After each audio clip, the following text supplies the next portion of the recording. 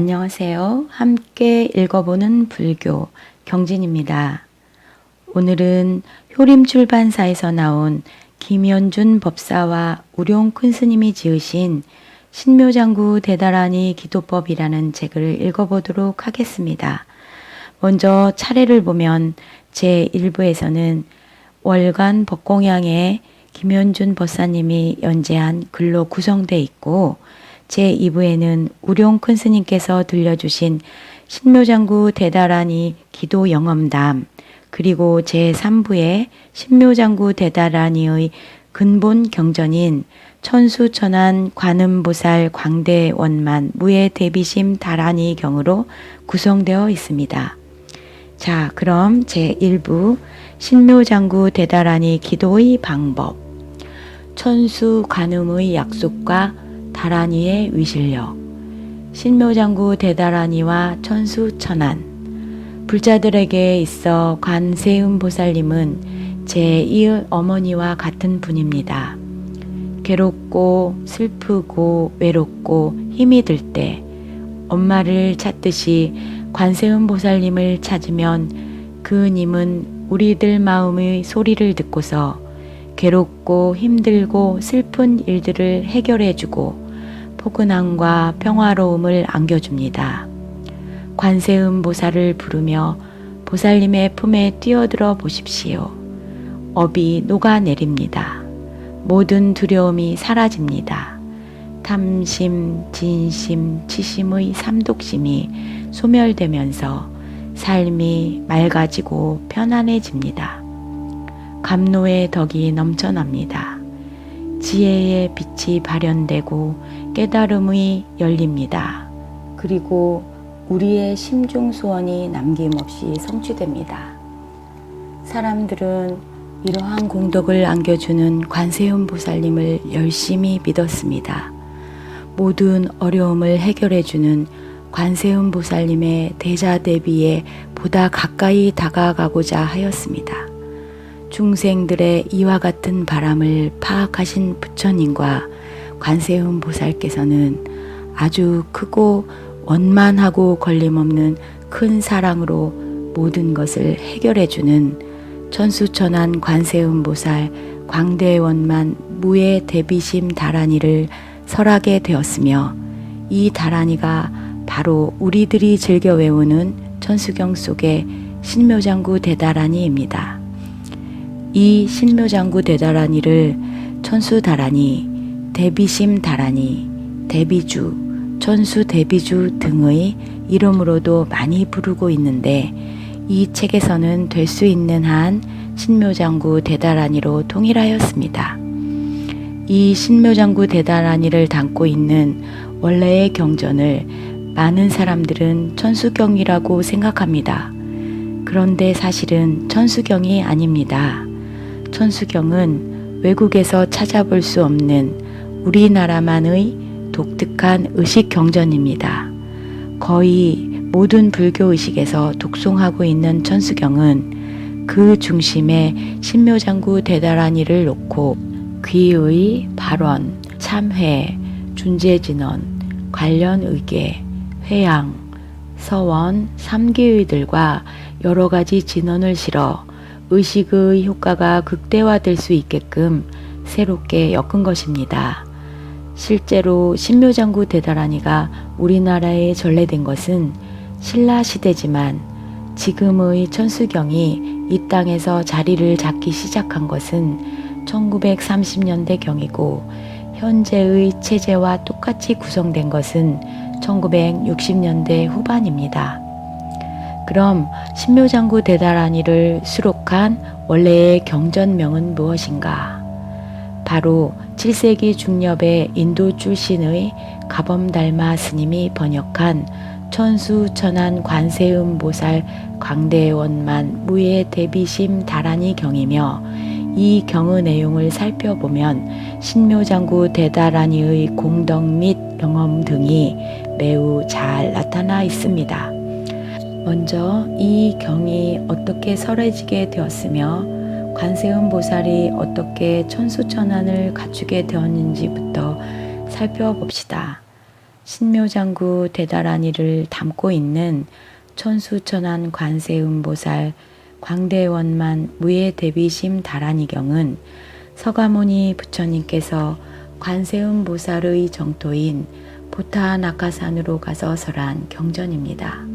부처님께서 보타나카산의 보장엄도량 사자자에 앉으시자 총지왕 보살 등의 큰 보살들과 마하가섭을 비롯한 아라한들, 수많은 범천왕, 팔부신장, 천녀, 산신, 수신 등의 신들이 모두 와서 법회에 참석하였습니다.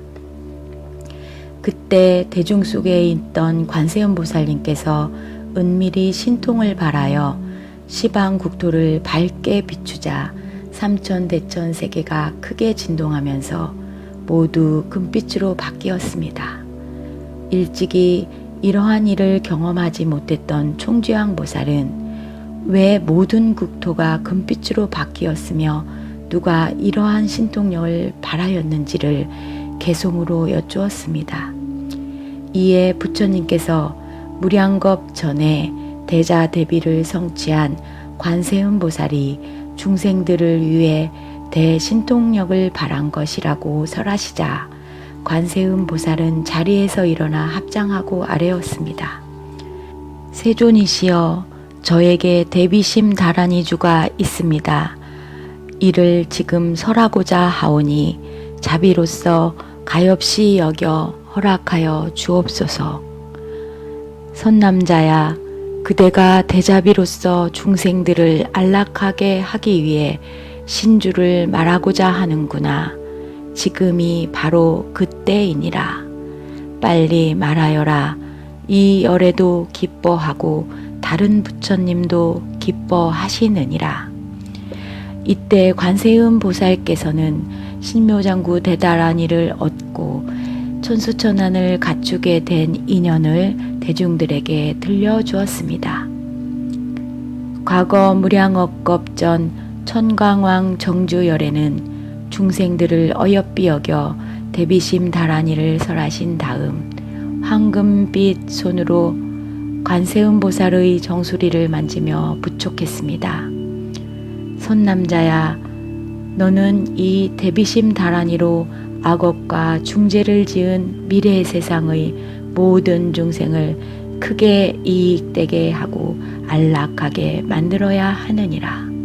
그때 관세음 보살은 보살의 마지막 10가지 경지인 십지 중에서 가장 낮은 초지의 환희지에 머물고 있었는데 이 다라니를 한 번 듣고서 곧바로 제8지인 부동지로 뛰어 올랐습니다. 이에 크게 환희한 관세음 보살은 서원을 세웠습니다.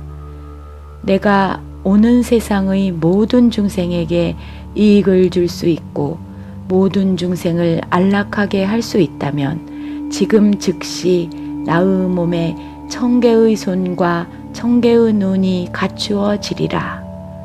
그 순간 일천 부처님께서 방광을 하여 관세음 보살님의 몸과 시방세계를 비추었고 관세음 보살은 청개의 손과 청개의 눈을 갖추었습니다.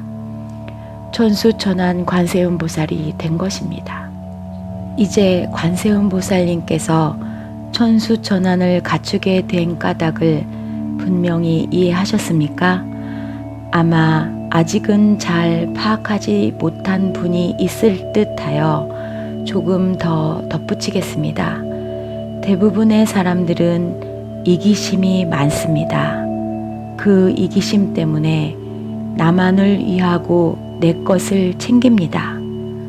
나는 잘 살아야 하고 나는 손해를 보아서는 안 된다는 생각에 사로잡혀 있습니다.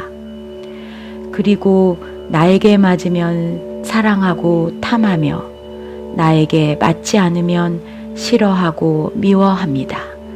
하지만 이기심과 내 사랑, 나의 욕심, 나의 몸에 사로잡혀 사는 동안에는 안락함과 평화로움이 쉽게 찾아들지 않습니다.